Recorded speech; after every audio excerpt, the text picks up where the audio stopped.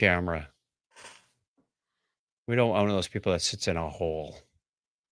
No, it's just I have to when I'm using my setup like for regular programming and stuff. I need to raise it up because if I have my laptop in front of me, it covers the icons on the main screen just enough. Then I have to do this number. What's that? What's under there? Oh, Oh, the microphone covers up the icons? No, the laptop screen. Oh, yeah. You know, 'cause if I use my work laptop in front of the computer, You it's gotta has raise a the monitor. monitor then. That's what I did. That's what I'm saying. I Before the mean, show recording, I have to bring it down a little bit. okay, let's do a share on this thing.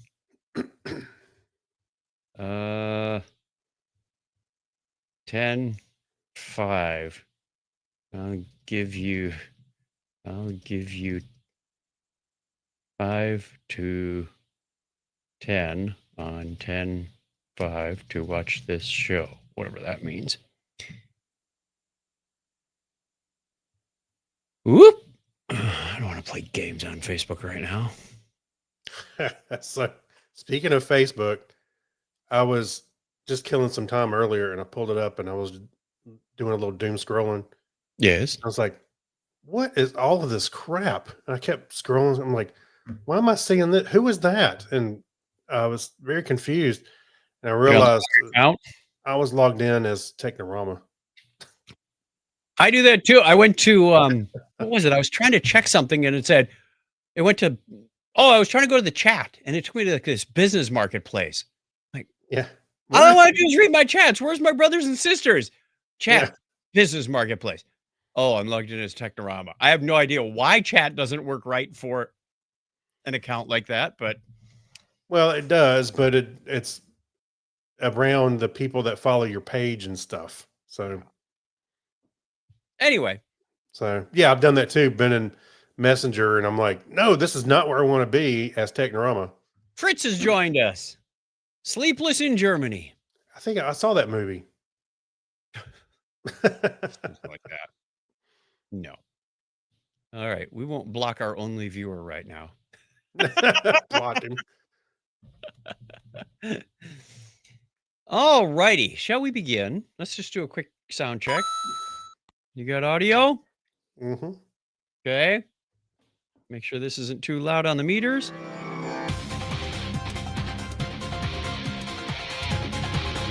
There we go. That's not the beginning. We're just audio checking. Then we shall begin. Let's go to the show notes. I have the actual name of the title.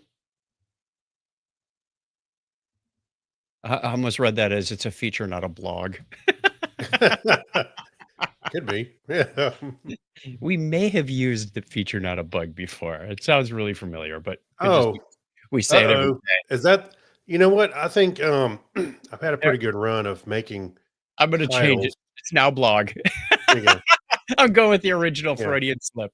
I've been trying to use AI to make a list of all of the episode titles. Oh my God. I can see. But the problem is I can only it'll only go through so many of the show notes, and they're all in Google Drive. So. And remember we used to do show notes in Wikimedia. No. I mean that what I mean to say is we've been doing show notes in Drive for a long time. So yeah, most of them are in there, but not 10, all. 11. Yeah, we're missing about the first 6 years. I think we started when I pull it up. Our show notes folder. I think like it's 2007 or 9. No. Let's see. Maybe 9, but I haven't seen anything more recent than 11. Let's see. Show notes. Yes. Date Riveting modified. material right here, people. 2007. Oh, I'm sorry. We made some on this day in history. Yes. 2011 is when we started. Told you. Yeah. Still no, I was thinking on this day in history. Oh, which is almost to today. Almost is October 24th. Our let's see. We did the spoof on what was it? Like when the PS2s first came out, and we did our early in 2005, I think Hmm. we Yeah. did a spoof episode. So that was 18 years after the technology came out. We're 20 years from that. We're further away from Further our show away from starting when we than started. yeah, that's funny. I Time's kind out of again. miss those cold opens with the our little intros, but Yes, they I were don't know hard if to produce.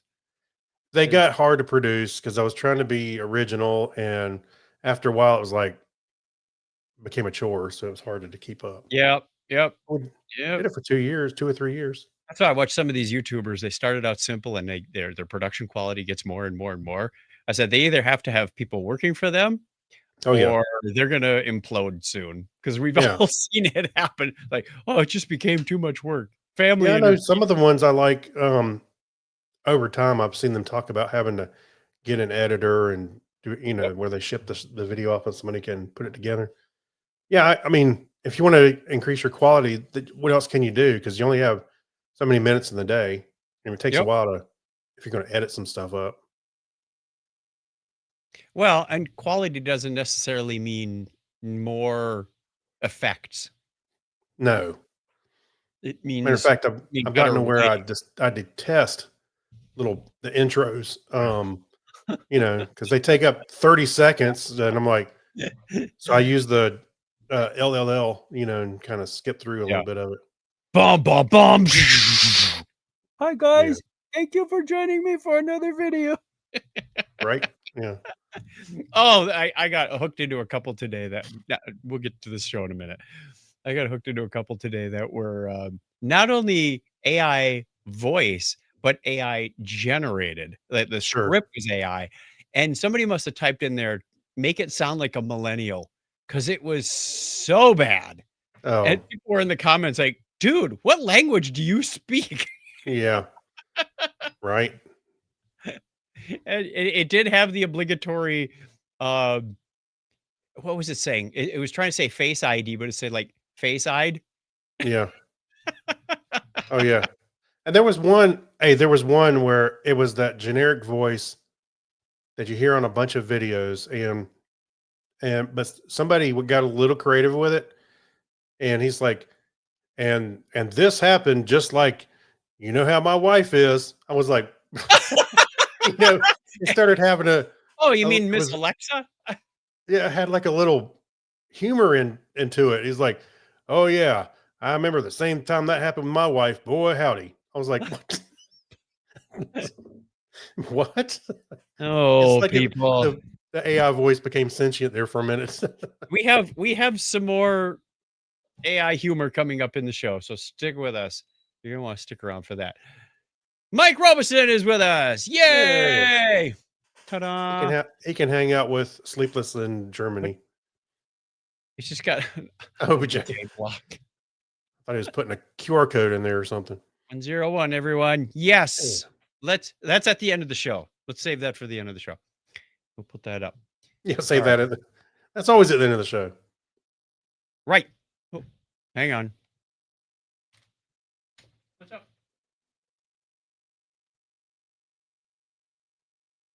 Oh. A tempting food offering at the door. She said, "Did you start?" I was like, I was just about to hit record. Oh, tempting food Technically, offering. we did start. He said, "But I'm full." We had one of those kit meals, and it was good. What, like Green Chef or whatever Yeah, Blue Apron, Home yeah. Kitchen, whatever it is. You know what? I really enjoyed doing those because sometimes you get ingredients that you would never purchase Oh, exactly. It's all about the or you secret can't. spices and sauces. Yep. Yeah, you can't. It's just not available around sometimes. And I really enjoy cooking them. They're generally healthy too. Yeah. And that I I look at them like Donna asked us about an hour and 10 minutes before the show starts tonight. She says, "We should probably get cooking." And I said, "How long does it take?" And she says, "I don't know." And we look at every time you look at the card, it says only takes 20 minutes. Like an hour later, you finally get to sit down and eat. And it Yeah. never takes as long as they say. This one was pretty darn close. It Really? said 15 minutes. And I'm still browning the meat at 12 going, bakers, you have 4 minutes. Yeah, yeah. The clock. You have a big clock on the wall. You have 3 minutes left. Oh, It came out to 16 minutes. I went, well, that was pretty darn close. yeah. But it was good. But I always look at that thing and just go, I just want to eat. I don't want to work. we were Yeah. both working, I chopping and love cooking. I love cooking. I've got that new griddle. I've been giving it a workout. yep. It's come in handy. And it's been giving your belt a workout. No, I'm eating good stuff on it. Actually, it's great. Chop up some vegetables. Yeah. Almost like not a vegetable salad, but you just put some vegetables and season them a little bit and throw them on the griddle and just sit there and with the spatula and it's turns out really good. Steaks, pork chops on there. All right, because on this show the topic is cooking. Sorry about that. I'm Might not be. a native speaker in binary. We're hexadecimal guy. Well, there you go. Hey, dead beef to you. Right. Actually, it's ox dead beef. I think that was the name of a website for a while. Here we go. Da da da da da. I can name that RGB code. I can name that RGB code in 3 hex digits. You know what that hex number is, don't you? 65. That's 7. Is that 100? No, that's 101. Close. That's Yes. 101. Oh my gosh. You had to work That for took that me a one. while. I had to go like 6 and 96 plus 5. Okay. Yeah. I just remember where the 16 boundaries are. Right. You'd have been great for making some sprites on my old Commodore. Yeah, they call them shape tables on the Apple. And first you had to draw on grid paper and then you translated that into binary. Yeah. Yeah, exactly. Anywho, Anyway, that was should we fun. start a podcast? I guess, I suppose. Ready? Here we go. In 3, 2, 1. Technorama episode 785. It's a feature, not a blog.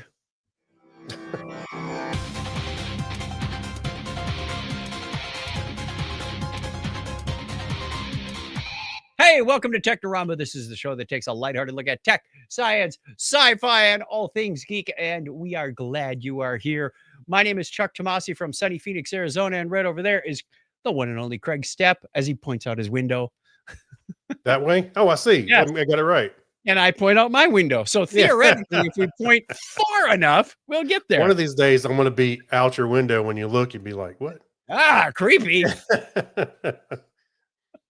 That's right. If you are a new listener or viewer, welcome to the show. We do the show on Facebook and YouTube Sunday nights at 8:30 Eastern Time US, and we release it on Wednesdays in audio form. So we are glad you are here. Thank you very much. I don't know if you're joining us from watching the Adam Savage interview or where you came from, but we're glad you found us and we're glad you're here. And for many of you, we're glad you're still here. That's right. As we get older, that becomes more precious every day. Yeah. We may forget everybody as we get older, but we're glad you're here. Speaking of, I just want to take a moment and remember Dr. Jane Goodall, who passed away this past week. We had seen her. She was on one of our ServiceNow like employee all hands meetings for a while. That's right. I totally forgot about that too. You just Oh, mentioned I didn't forget about that. No, impressive lady. She's as old as my mom, or a little older. I think she passed away at 91, and my mother was 90. it. So, Yeah, very wonderful woman. She did a lot of work in Mhm. primate studies and just opened our eyes to a lot of things. I think I even got a question to her.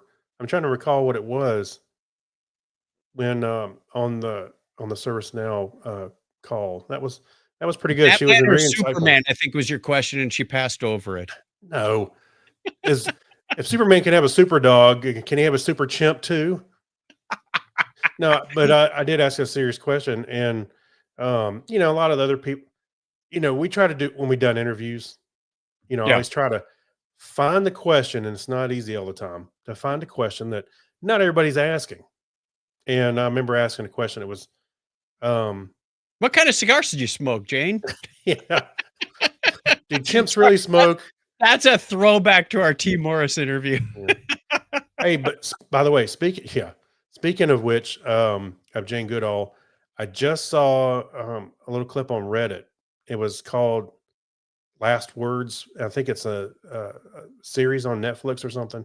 Yeah. And she did an interview that said, and she requested that she'll do it, but only if you play the video rather, or the interview after she passes away.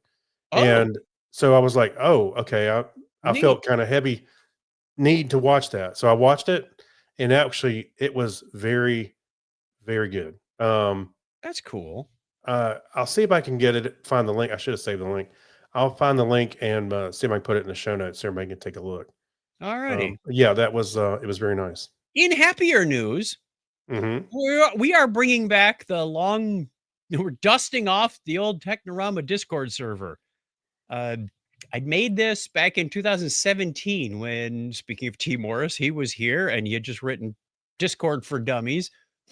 And we said we should have one for the Technorama channel, but it never really went anywhere. In fact, you could tell because uh, some of the rooms say created in 2017 or Yeah. 2018. And we have some podcasting for dummies text chats in there, which went Hmm. nowhere. And it sat, it sat, and it sat. And this last week I was thinking, we should do that. We should get our community on Discord, or those that want to be. Hmm. So if you're not, and if you're interested, chuckchat.com/Discord. I don't think we made a title for this yet, but easy to remember. We've got a redirect that will take you to an invite. Should be a permalink. I told it not to expire, but we'll see what happens. But chuckchat.com/Discord.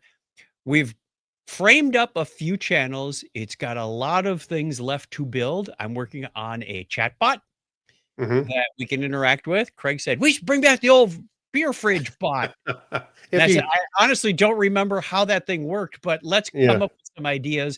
So Oh, I'm learning how to build a chatbot. I've got the basic interactions mhm. working. I've got a magic 8 ball. I've got ping. I've got just a few fun things to play around with. And I'm working on right now, Uh-huh. I'm working on getting the birthday calendar data to automatically send a message into the general channel that says, happy birthday, Mhm. uh, Craig, on your Yeah. birthday. So it will go into a database. I've imported all the data from Google Spreadsheets, cleaned it up, normalized it, put it um, Wait, into a MySQL table, and now I'm able to wrong. You know what you retrieve should do? what? You should actually use the spreadsheet as a data source. Oh no. No, Yeah, no, you no, can't no, no. use it as a data source, and then that's always up to date. No, it's not. John What Miller is it? Jr. had 4 entries in there. Well, good for him. He's got 4 birthdays. You don't No, he know. doesn't have 4 birthdays. So, it needs to be moderated, Craig. It needs to be moderated. So, going forward, I'm also going to we ask people what your location is, but some people had it, like, in their name.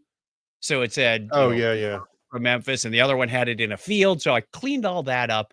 So, Mhm. we've got the location in the location field, and if we can figure out when people join and what their real name is, like John Noble is in there, I Mhm. can put in his handle and it can at mention him, so he'll get an alert if he's got Yeah. alerts turned on that he's been at mentioned. So, Mhm. looking at a few things like that, there were a couple other things I'm working out from a administration standpoint, like kicks and bans and blocks and warnings and all that kind of stuff, but By we the won't way, deal with the that. reason we started with the Discord server a long time ago is because Yes. when we started doing video, we were doing it on just Facebook, I think.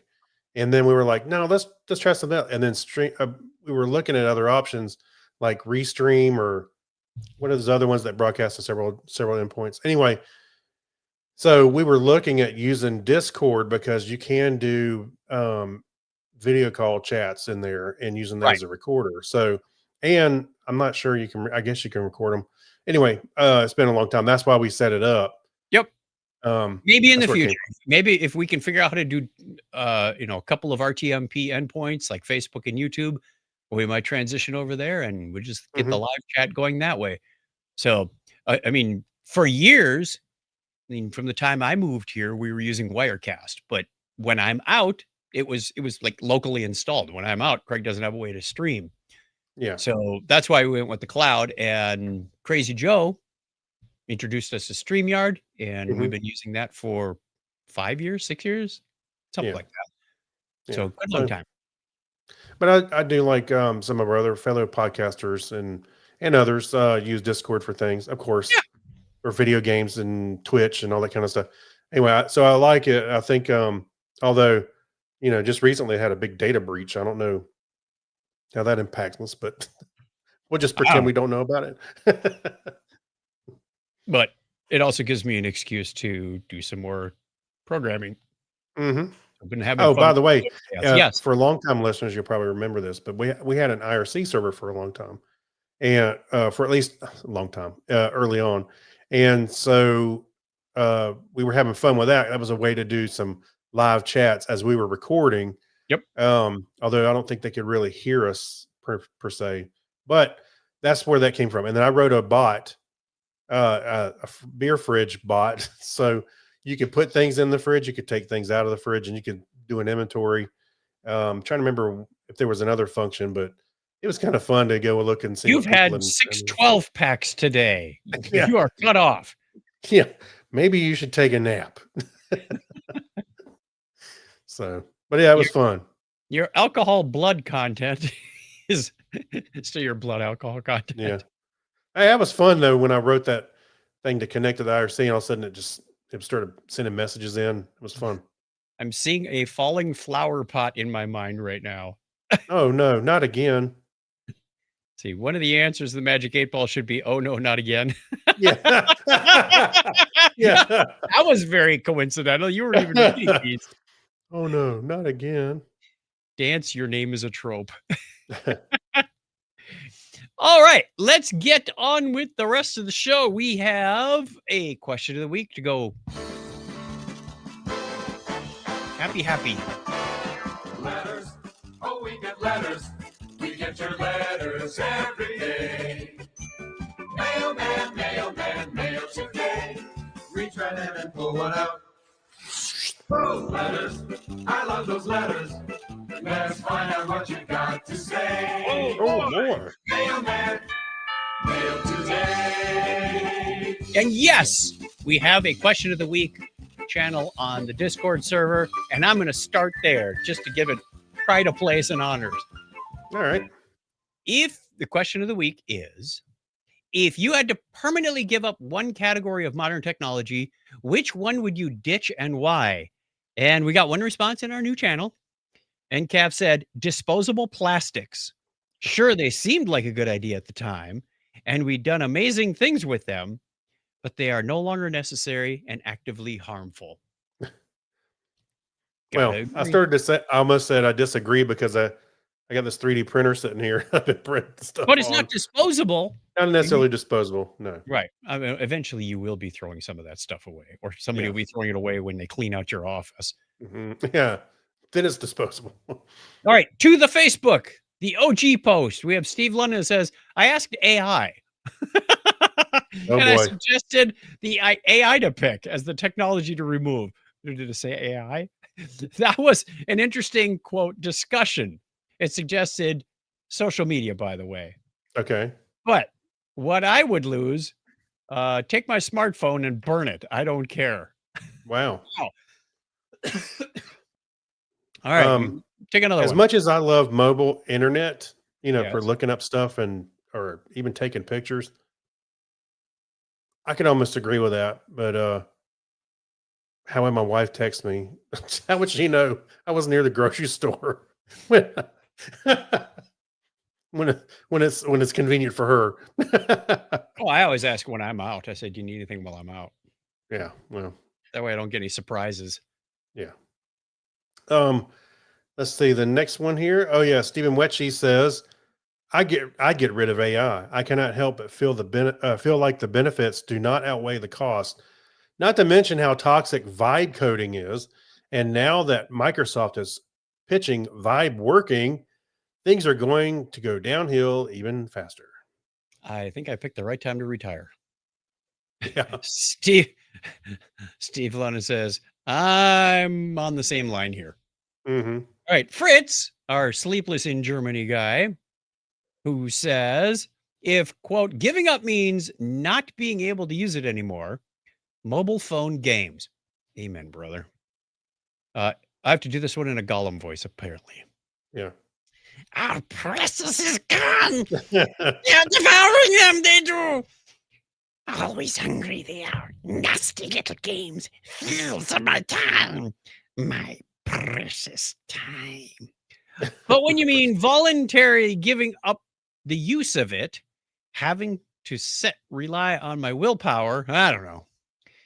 All of it has advantages and disadvantages. I'm not using cryptocurrency, so cannot give it up. Right. That's a good one. Yeah. Like, let's give up cryptocurrency because I'm not using it. It makes it easier. That's to right. give up. That's like when you go into Lent and you go, I'm I give up. smoking. Yeah, smoking. 'Cause I'm not smoking. Because I gave it up 100 years ago. Yeah. Oh, I accidentally put away the link. Hold on. Got to get back. Well, Da-da-da-da. you There was shared some it, share. and Yes. Darren Abbott says telecons because everyone hates them. Ah, teleconferencing like WebEx and Yeah. Zoom, and I don't know that everybody hates them. I just think they're not used effectively. No, what I hate is having so many stupid meetings, not necessarily how I have the meetings. I don't mind Zoom so much. It's just like taking a phone call. I'm sitting Right. here. Half the people don't use video at work anymore. Just so no, I don't really hate them. I just hate, like I said, I hate the meetings. So too many of them. Melissa said, I'd give up Bluetooth earbuds and go back to wired in a heartbeat. Probably I'd give up the Alexa Dots. I don't know if I give up Bluetooth because I wouldn't give up Bluetooth, not the earbuds. yeah, especially the earbuds. I would not because what I hated was when I didn't have some good Bluetooth headset a long time ago. I'd have my phone and you'd have your cord going to your ears, and ultimately I'm on my coat or something, the button would grab the wire or yank them out of your ear. on a doorknob. Yep. Yeah. Of course. And eventually the wires start fraying at the connectors. Yeah. Of course.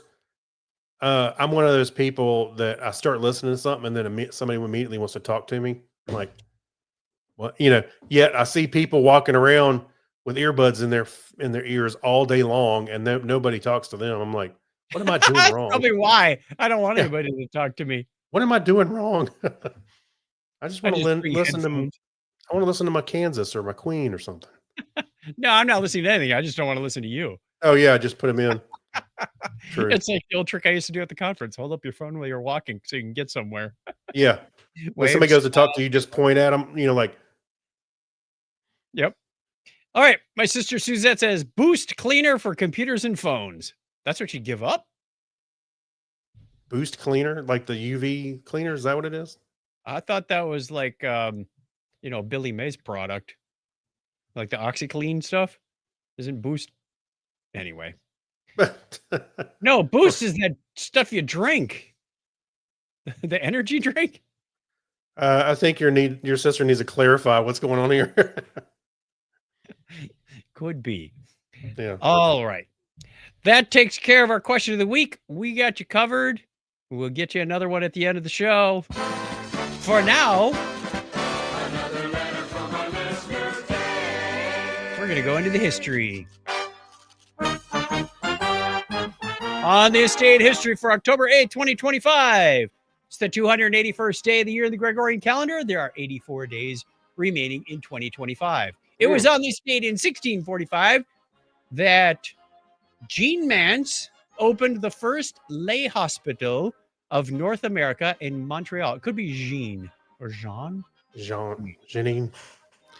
On October 8th, 1829, the train Stevens Rocket, I love the name, wins the Rail Hill Trails. I had to Trials. find out what Trials. originally it just said Stevens Rocket wins the Rain Hill Trials. I went, what is Stevens Rocket? It's like, oh, it's an old train. Yeah. It didn't read on about how I'm sorry. Did I say Stevenson's Rocket? Yeah. Stevenson's Rocket is the Rain Hill Trials. I wonder if they still run the Rainhill trials. It was also on this date in 1871 that the slash and burn land management months of drought and the passage of a strong cold front caused the Peshtigo Fire, the Great Chicago Fire, and the Great Michigan Fires to break out. Wow. October 8th, 1921, KDKA in Pittsburgh, Forbes Field conducted the first live broadcast of a football game. Now batting. Batting? It was the first football. game. They didn't know what to do. Yeah. You know Hey, how he's coming around first for a it's field like- goal. It's a hat trick. That's a hat All trick. right. Goal. Nobody's really good at their first broadcast. Trust Mhm. us. Happy birthday goes out on this date to English physician John Clark, born on this date in 1609. And born October 8th, 1715, French scientist and missionary Michael Benoist. Michel. Benoit. It's France. It's Benoit. French. Benoit? Benoit. Oh wait, that's French. like You don't pronounce the little pastry things? the pastry things. German pianist, composer, and physicist. I love that combination. Pianist, composer, and physicist. Yeah. Solomon Kalischer was born 180 years ago today. Brace yourself, kids. Danish chemist and astronomer. No, you skipped. You skipped born 8. No. Oh. Move one line up. You get an easy Oh, one. I'm sorry. I thought you were reading that one. Born October 8th, 1872. Excuse me. American bacteriological chemist. Bacteriological. We do this just for that. And the refrigeration engineer, Mary Ingle Pennington. Wow. Yeah, brace yourself, folks. Here comes a job title. Bacteriological. Danish chemist and astronomer Einar Hertzsprung was born 152 years ago today. An American pilot and engineer, Robert R. Gilruth, born on this date in 1913. Also born that same day in 1939, Australian actor, producer, and screenwriter Paul Hogan, Colonel Ty. Yes. That Paul Hogan. An American comedian, actor, and screenwriter, Chevy Chase, was born on this date in 1943. Listener birthdays this week include October 9th is Itsuko Rumki and Mario from New Jersey. Victor Cahill is on the 10th, as well as Garrett Rafal. Bruce Barr, wherever he went in the internet, he's I know. on the 11th. Happy birthday to Jason Schwantz on the 13th. If it's your birthday this week, we wish you all the best. Thanks for making another trip around the sun, and we hope you get another one this year. And if you're not on the birthday calendar, you can fix that because Craig's putting it up right now. Yeah, don't worry about it. I got it. Go to chuckchat.com/birthday. You see how we have like our own link system going here? chuckchat.com/birthday gets you the birthday calendar, the form that puts that on there. And then when I'm done with my chatbot, it will wish you a happy birthday in Discord as well. Woo! And if it's your birthday, we wish you all the best. That's the way it was on this day in history for October 8th. Oh, I forgot one. It's also our 37th wedding anniversary on October 8th. So congratulations to my wife for putting up with me for that long. That's the way it was on this day in history. And I'm feeling like a bit of history now. And out we go. Boom. All right. Which means next up is some space news. So we'll do, I wish we had one that said like, good space news, everyone.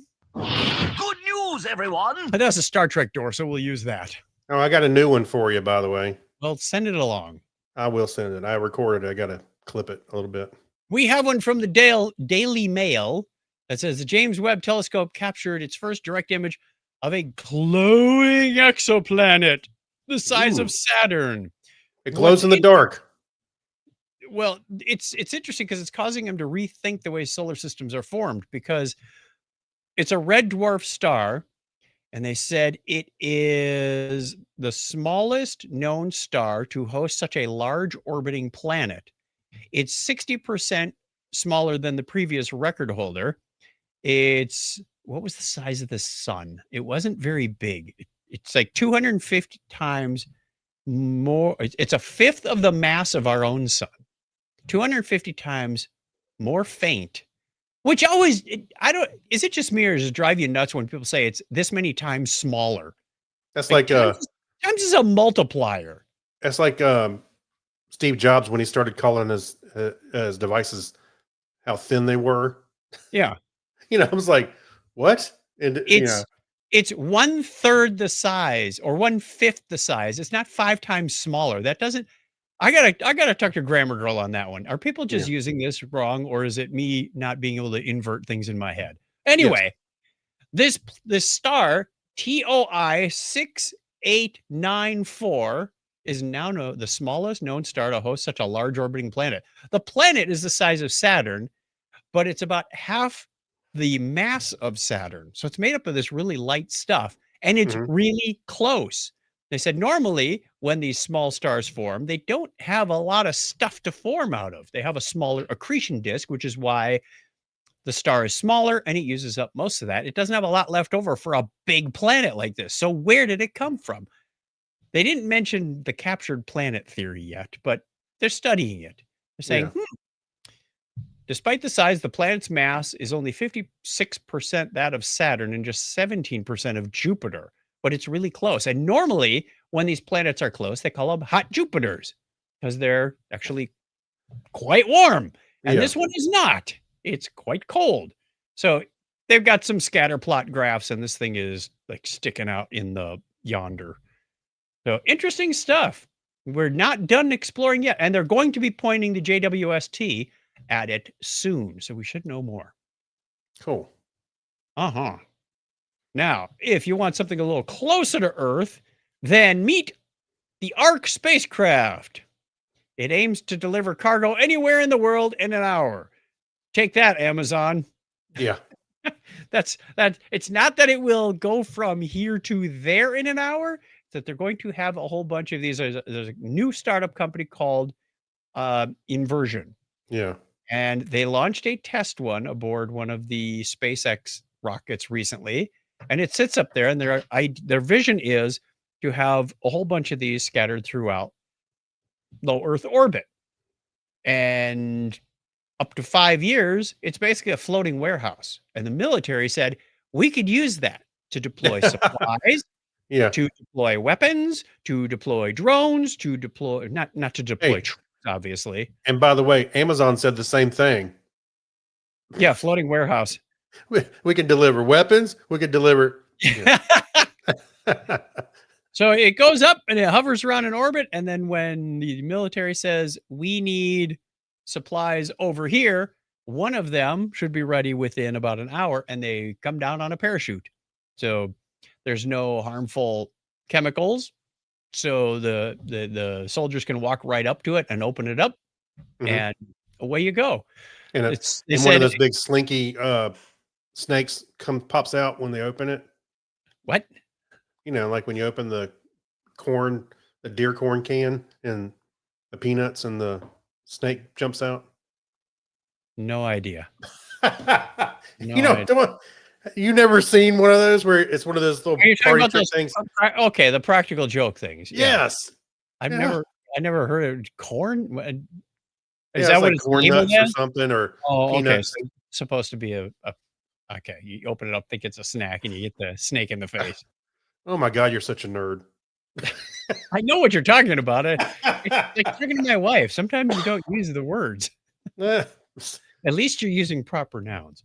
All right, relatively new. It can lift up. It can take as much as 500 pounds or 225 kilograms of supplies almost anywhere in the world, almost instantaneously. So, what was the guy name? The Inversion was founded in early 2021 by Fiaschetti and Austin Briggs, must be brothers. Both were students at Boston University. Fiaschetti had internships at SpaceX and Relativity Space, where he worked on propulsion.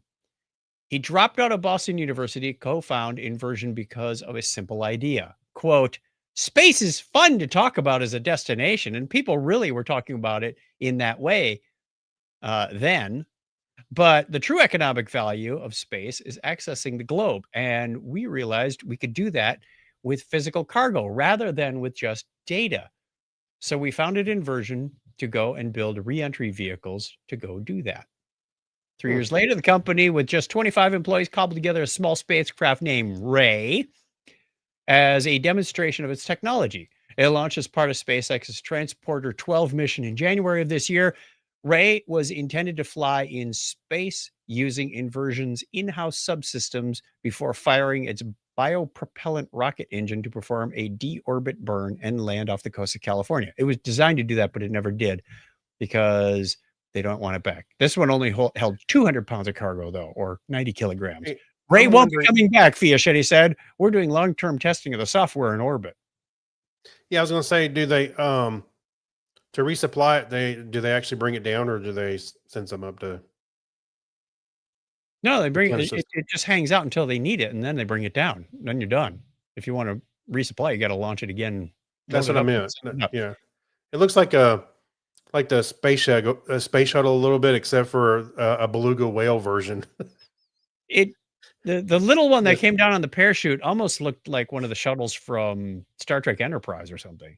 Oh, really? Okay. Yeah. Now this is All right. pretty interesting, though.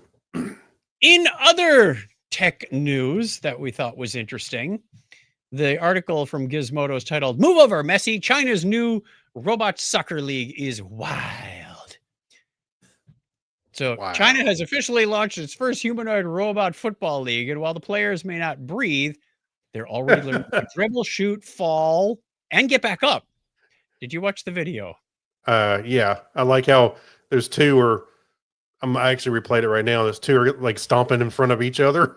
Yeah, they take little steps like Osimo, only a little quicker. So if you picture Osimo about that tall, Mhm. they have little jerseys on them with straps on the back, so the ref can break up fights. They do Break up they do fights. start to clunk together, but they're not. I think the article said they play like 5-year-olds. They're kind of a little chaotic. They don't kick Yeah. very hard. There's three of them but on they the are same team, and they're fully- actually going yeah. for the ball. they're fully autonomous. They're fully That's pretty autonomous. The goalie doesn't quite realize when the ball has gone in the goal, which usually just rolls slowly over the goal line Oh, because and he of course goes the and one faces falls it and over. runs into the net trying to kick it. Yeah. So they don't quite have this out, but it looks fun. It's kind of humorous, and Hey, China is they need doing to- this. They need Yes. a processor upgrade on the goalie so they can monitor the ball faster than the rest of the team. They kind of need a processor upgrade on everybody because they say that they're fully autonomous using AI, so they're making decisions as they go, but they somehow lose track of the ball if it goes a little too quickly. So they'll The kind funny of, part you know, was when they had the stretchers and they were carrying some of them off. yes, they said they can't put in replacements. Some of them do. They fall down, and I saw one of them kind of push himself up, get to his knees, and stand up like a regular human being. Yeah. The other one fell on his back and got up, in that from back to front. He didn't roll over and then get up. He just stood up. It was like one of those freaky robot get-ups. Yeah. But China is doing this to encourage people to get into robotics and AI because they really want to be a global power in that. And by encouraging this, they've already got martial arts. I think we talked about that one too. The martial arts robots where they were Mhm. doing their stuff, and then we know Boston Dynamics has had stuff on obstacle courses. We've seen some of that. Frankly, I thought those were a little more impressive, but very interesting article. If you go over to episode 785 at chuckchat.com, go into Technorama, find show episode 785, and it will be in the news section. Yeah. I of will the say show they're, notes. I know we're joking about it, but it's kind of impressive what they're doing. It actually is. I was Mhm. thinking because they have the Robot Wars at Dragon Con on Monday, they should have Yes. a fully autonomous league. Because right now That- everybody's driving their robots. I said, what if you made them battle each other without human intervention? Yeah. Then the owners can Mm. just go back and place bets on their own machines and Back in the back, taking a smoke. yeah, Let me know when yeah. it's done. Go, Charlie. One's just spinning around in circles, Yeah. That's right.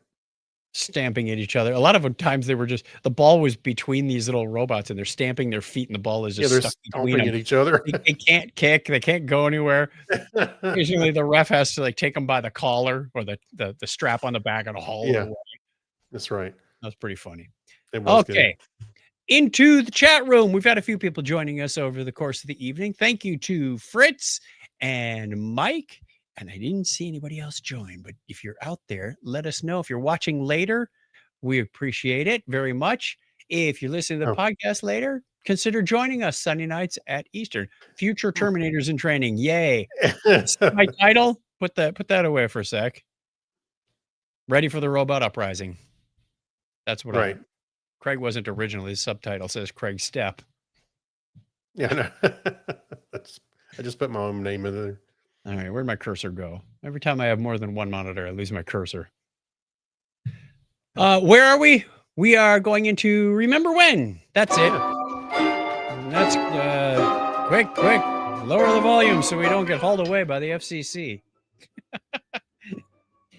We have a Remember When article from Hackaday, the internet we didn't get.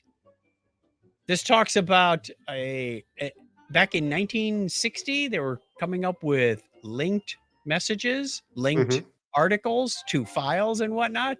Now you got to remember, there was no internet in 1960. The internet, as we think of it, started as ARPANET. There wasn't even any Ethernet protocol back then. But these people were forward thinking enough.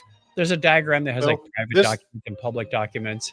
Yeah, this predates Douglas Engelbart's famous demo, right? With the mouse. It's pretty close. They said it was about the same time as the mouse and the GUI were conceived.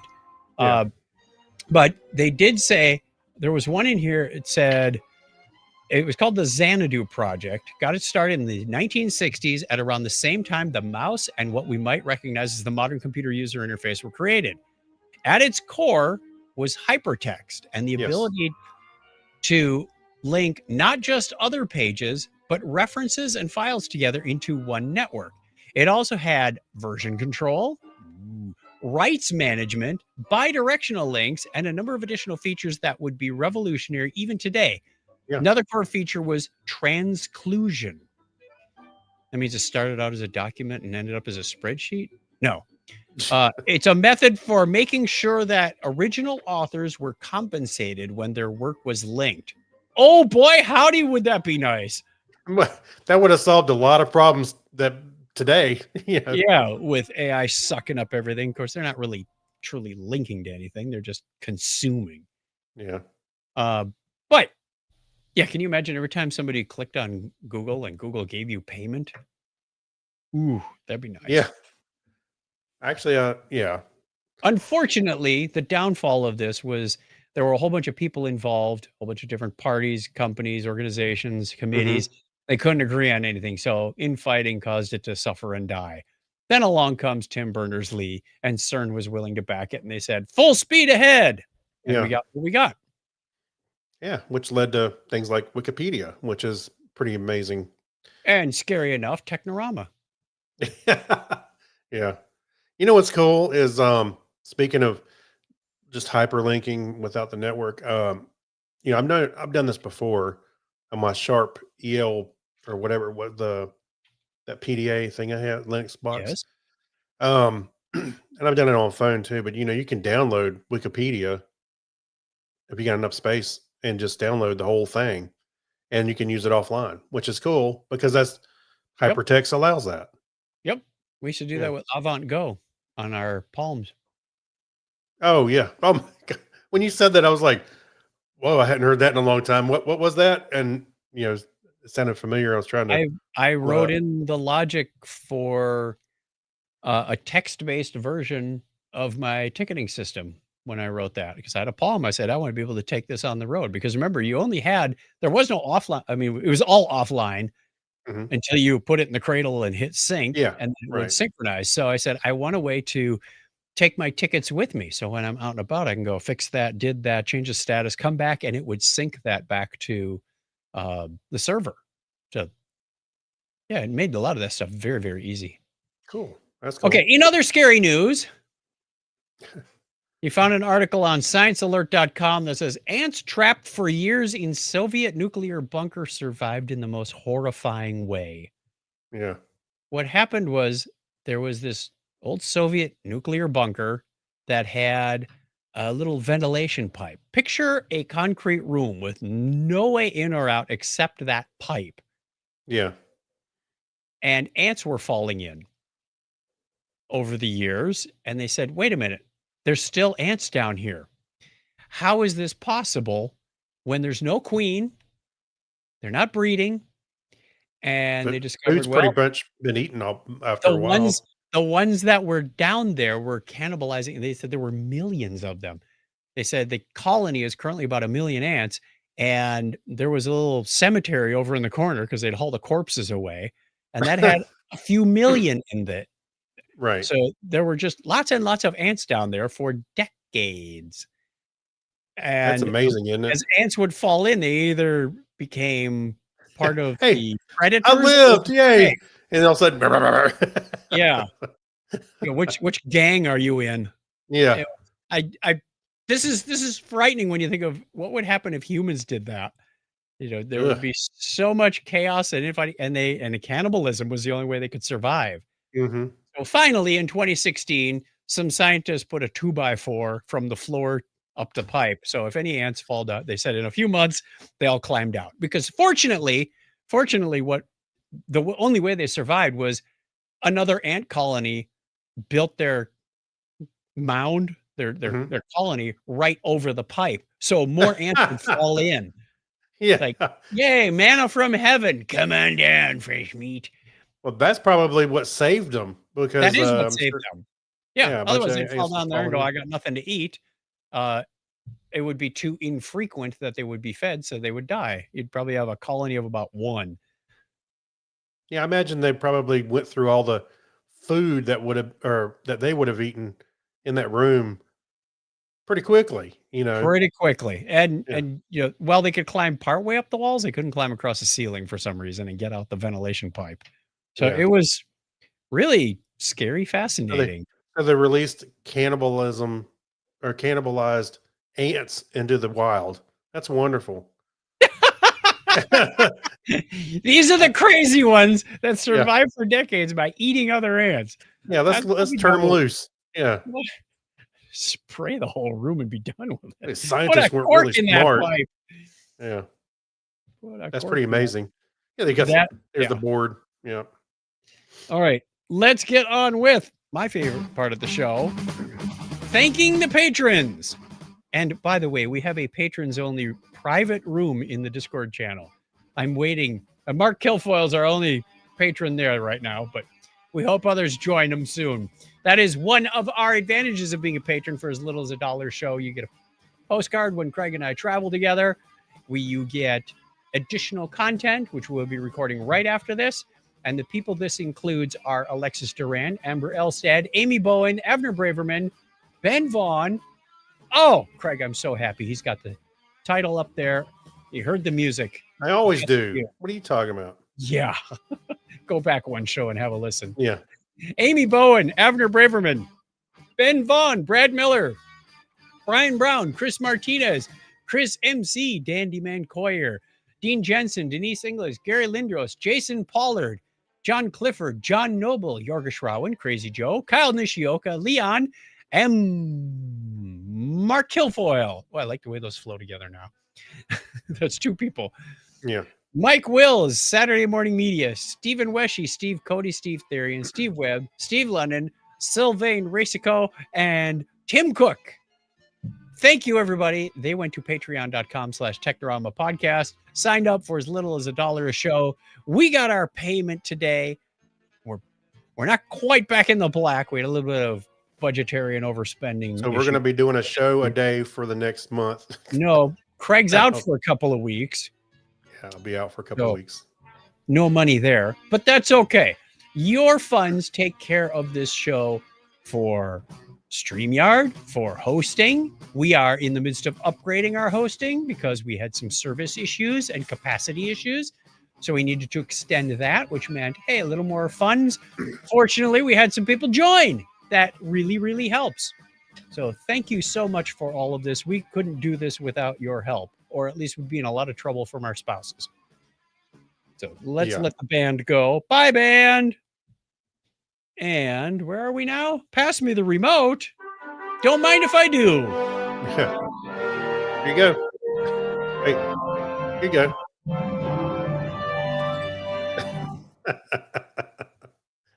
Yeah. Whoa. Look. Pretty close. That was pretty good. Wow. That Do you want worked to get out. started or you want me to? Yeah. I really don't have much on here. My nieces were here, and my cousin, and we're here this weekend. So they don't have Netflix at their house, and my one of my nieces wanted to watch the K-pop Demon Hunters, and I was like, you know what? I'm willing to watch it just to hang out with her for a little while. And Right. we watched it, and it was not terrible. It was, but it was not. I'm not their target audience. It wasn't terrible. No, but Okay. what it is over time, there's always been this team of like three women, and this changes over the years. They pass on their powers or whatnot to the next generation, Right. and their powers are when they sing, it really protects the earth against demons, and so the demons were starting to creep in. And there's another K-pop band that was they were demons, and so these three girls were, they would fight demons and stuff all over the earth. And I then they get come up, knocked down, but I get up again. yeah, but there's a lot of music. It was catchy music, it's K-pop stuff. So it wasn't terrible, but again, I wasn't their target audience. So Sure. if you have kids that are into that kind of thing, it was Nope. family friendly for sure. So check it out. Oh, the other thing, I'm almost done with Peacemaker. Peacemaker wraps up this week.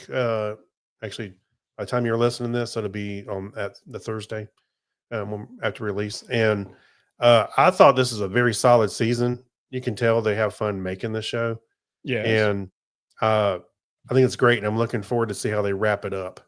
We I did was looking see forward. I thought it said pacemaker, and I'm like, oh, please, that's for no, us. Pacemaker. No, and they did have some nods to things that happened in the Superman movie, and that's why Okay. James Gunn was kind of pushing to get Superman on HBO a little sooner than later, because they wanted you to have an opportunity to see Superman and understand, the slight connections. There's not, there's some connections there. So Gotcha. anyway, so I'm enjoying Peacemaker, and John Cena is just killing it. He's fantastic. And I mentioned this guy before, but Network Chuck on Yes. YouTube, I watch his channel all the time. He's one of the 3 or 4. If I see a new video from that guy, I will always watch it, because he's got a great energy. He's knowledgeable, and he makes it interesting to watch, Yes. with his delivery and Go everything. through some of the stuff a little quick. It's not like, if Yeah. you're going to follow along, you better have your finger on the pause button. Yeah, there's been a couple of times I've had to rewind it and really pay attention to what he said a few times and go, "Oh, I see what he's doing," because he does. Yeah. But it's YouTube. He'll go like, it's really easy. You go under Google credentials, you enable this API, turn Yeah. that on, and then we're going to go over to the credentials and create a new API key. When you got your API key, you download it, and there you are. That's all you need. Like, what? I know, but describing what he's doing, I think he does a great job with it. I like his delivery. So Yes. yeah, I'll give him a shout out wherever I can. He's very, very. It's a big cauldron of information in that whole YouTube channel. So I need to bump up my alerts because I don't get every new video announced from him. So it must have Really? I boiled don't- down on my algorithm somehow. well, I use the subscriptions page. Yep. On YouTube, so I'll subscribe. I'll just go to the subscriptions page. I don't have notifications turned on for any of them. I just go to if I want to watch something, I go to the subscriptions page and Right. scroll down a little bit, and I go, oh, there he is. You know, He's or where I discovered things like N8N and NTFY. Yeah. He's done 2 VPNs that are on the backlog of projects that I need to look into. So lots of good stuff. Lots of Well, good stuff. he just did a video using NAN, and he wired up AI and had the AI solving some of his server issues as they cropped up. That's And cool. he set up a situation and had the AI figured out. Then he got to the point where he really didn't have any instruction to the AI except for you can now SSH in this machine, and if the website's not up, you got to fix it. And it did it. And I was like, that's actually pretty cool. And we were having server issues the last 3-4 weeks, and I was thinking, Months, oh, years. I could have totally wired this up and had it fixing problems before we knew it. And it was sending notifications through, like, I think he was using Telegram. It was sending notifications to him. That's cool. Yeah. So All right, and with approvals. Hey, by the way, with approvals. That's what was neat. Oh, nice. Yeah. Telegram does approvals? Yeah, he yeah, I You think get I actions think what it Telegram? is it actually makes a it said approve, and I think when he clicked it, it actually opened a web page. Oh, okay. So it's Okay. like almost like a webhook to tell it to proceed. Because when it got to a point, it figured out what commands it needed to do to fix it. He said he was putting a human in the loop, so he would get a message and go, "Yep, those commands look okay. Approve," you know, and it would do it, rather than just having it autonomously working on his network. So in So case you missed it, N8N is a workflow engine that you can install on a web server or even locally Yeah. and create your own flows. In fact, Craig's got it configured to process our audio files and make the postings. And a lot of our post production is automated with yeah, N8N. yeah, it actually works really well. It goes through the whole process of processing it, moving it to the right place, and getting the post ready. All I need to do is take the show notes and drop them in and doctor them up, and that's it. All right. I watched several on Netflix. One called The Spy, which is with Sacha Baron Cohen, probably better known as Borat. Yeah. This is a true story. I didn't realize till I was at the end. 6 parts, I believe it is, about a spy, an Israeli spy in the 60s who went and spied on the Syrians. Mm. And he starts to lose himself in the role. He's got to spend a lot of time away from his family. Seems like every time he comes home, his wife gets pregnant and he's got to leave for another 11 months and doesn't get to see his children. Oh, she's pregnant. Time to leave. And not going to spoil the ending for you if you haven't seen it or heard about the news story. But the real man's name is Eli Cohen.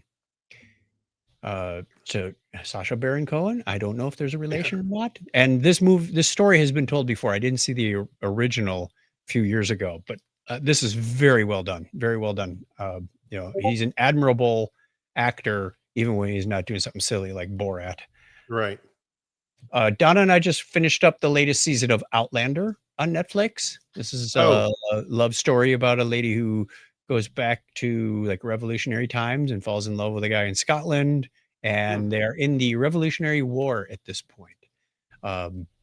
They have a daughter, she grows up, and now they have kids, and so it's a very interesting story. I'm finding this fascinating.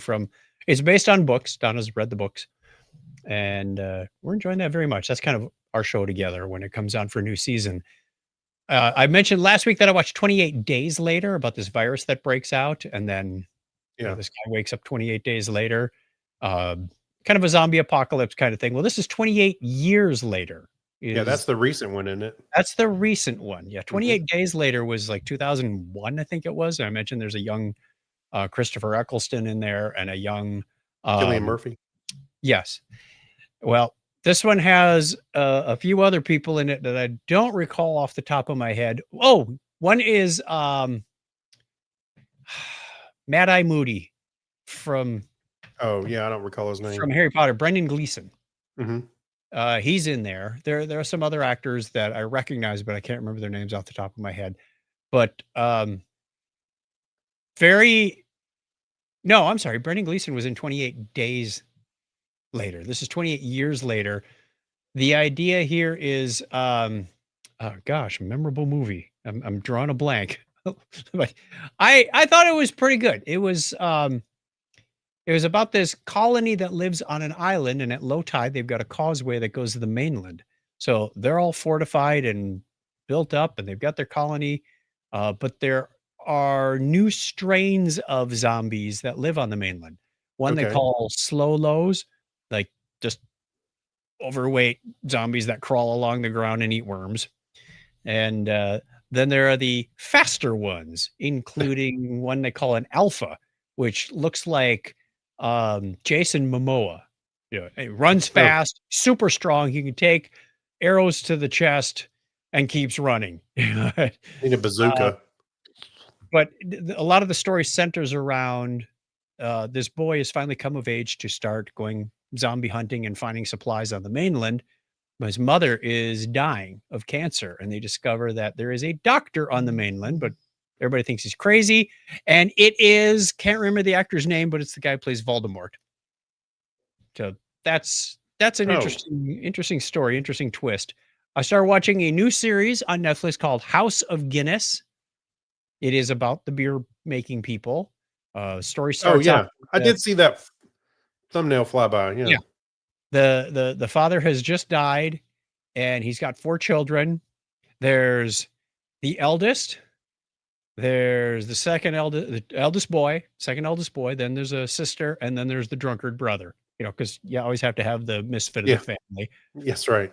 And they read the will, and they say it's rather odd that somehow with all this money and all this properties, father has left this to us, and we're all miserable because of the way he divvied it up. He really shackled them. And Oh, there are family secrets that are coming out. And of course, not everybody's happy about the family Guinness uh, because the oldest went off to England, and he kind of got, you know, this is at the time when, well, I shouldn't say used to be, but they are, when the Irish are not real happy with the Brits yeah. in their land.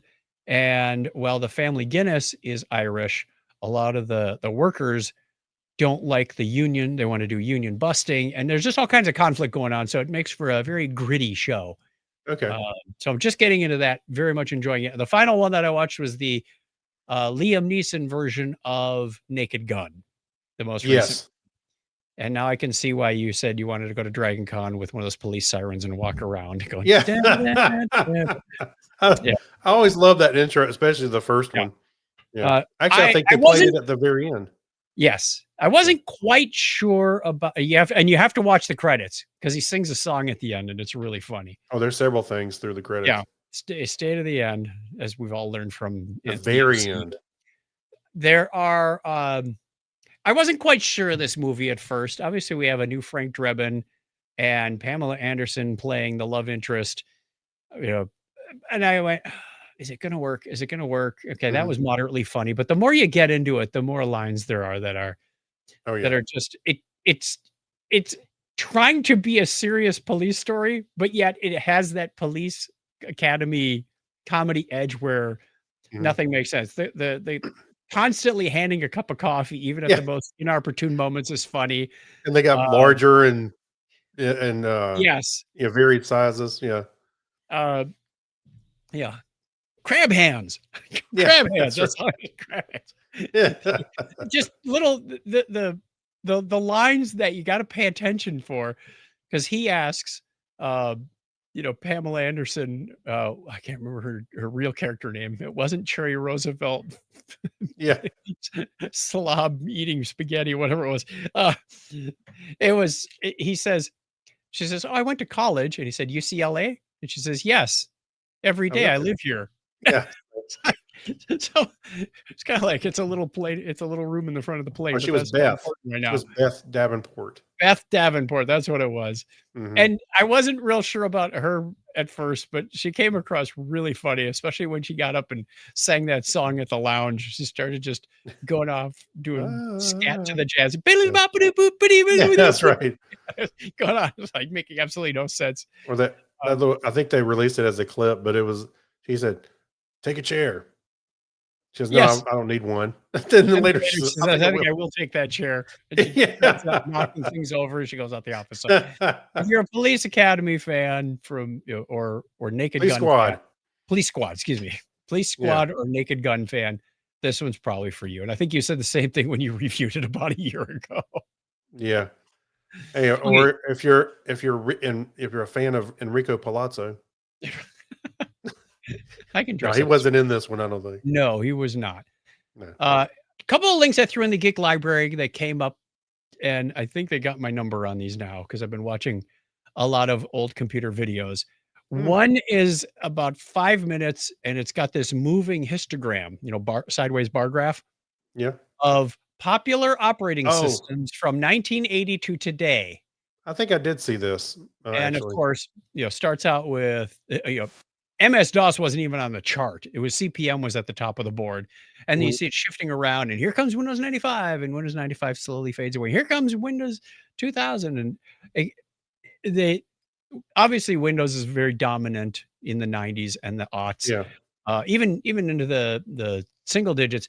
But I don't know where they got their data because I don't trust it 100%. Linux never really makes it out of the single digits. And you think about today, how many VMs are out there?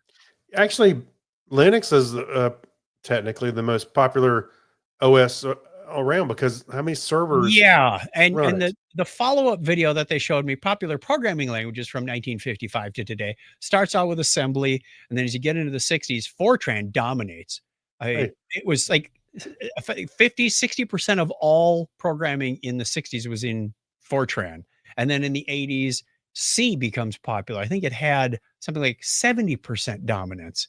Mhm. And then you see, I don't even remember a language called R, but it makes an appearance on the charts. Or okay, R, not Ruby. Ruby comes up later. R, yeah. R. Maybe it was made by pirates.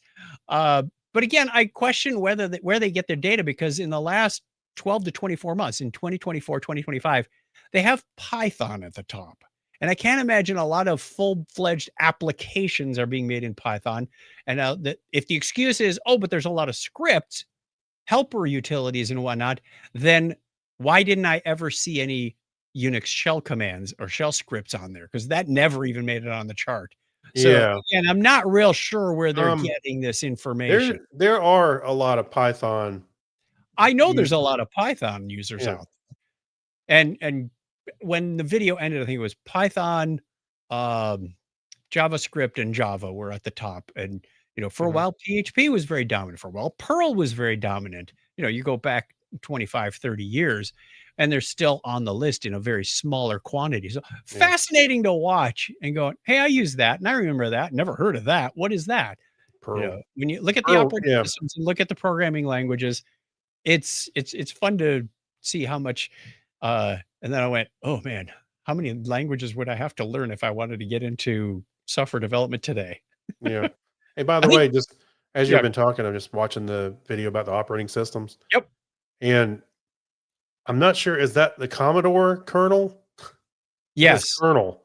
Commodore, and has the Commodore logo. I don't know why they have the logo and the name. It's like these graphics could have been But- done just a wee well, bit better.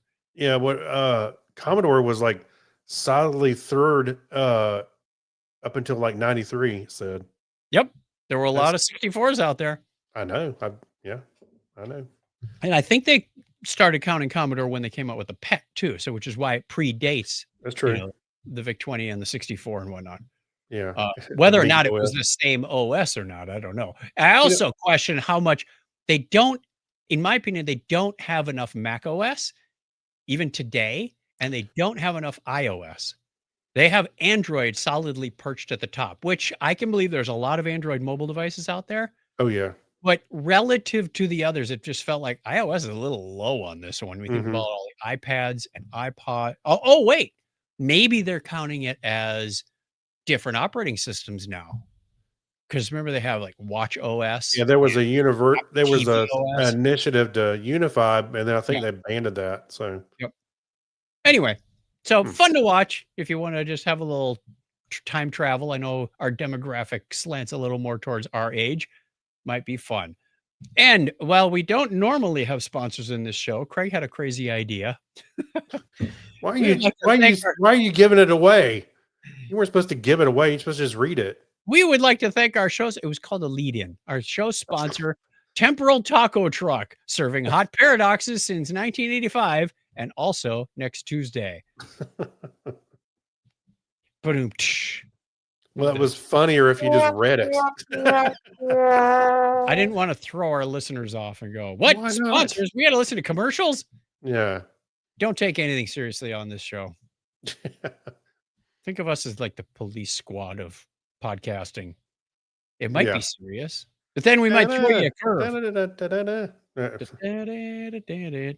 They play our theme song when we get out of here. Yeah. We appreciate you listening. Give us your time. Thank you very much. We're at the top of the hour. We're a little bit over, in fact. But if you want to get in touch with us, correct anything we've said, comment on anything we've said, join the Discord. 707-530-2428 is the listener number. We'd love to hear from you. Give us a call.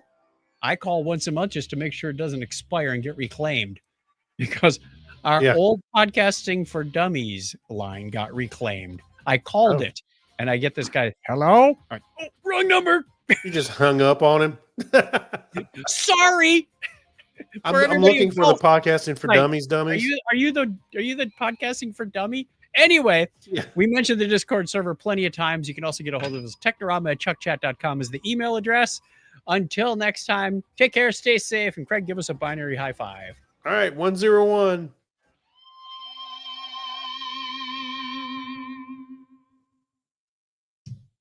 Audio recording has been stopped. We must stop audio recording. I keep hearing that doo-doo from Discord. That's Discord on the other machine. Its audio is leaking into this one. Oh, it's yours. I was like, I was looking, I didn't see anything. It was like, No, it's probably not on our server. Maybe somebody joined. I don't know. The bot should welcome you if I've got the bot running. Actually, I don't know if it will welcome you on that server. I'm still running it on a test server because there's a lot of development going on.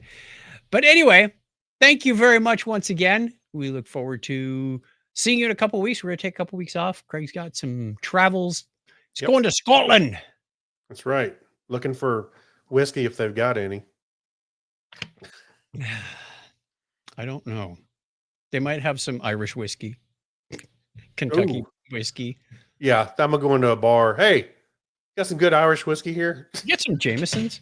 How's like going to McDonald's and ordering a Whopper? I had a friend who walked into Burger King, was it? Hmm. And he said, I'll have a big boy. No, he walked into McDonald's. He said, I'll have a big boy because he used to work at Elias Brothers Big Boy. Okay. And he just had that stuck in his head. And the lady looked at him like, you have a what? A big boy. You mean a Big Mac? Yeah, isn't that what I said? Yeah. I'll be talking to him Monday. I got to remind him of that. Oh, look, All right, you got- everybody, take I mean, care. you We're got a gonna comment stop. down here. Whoa. Chuck, I shared an interview you gave a while back with my music and audio tech 2 class. We did a unit on creating a podcast. Hey, it's my cousin Jeff. There you Thank you, sir.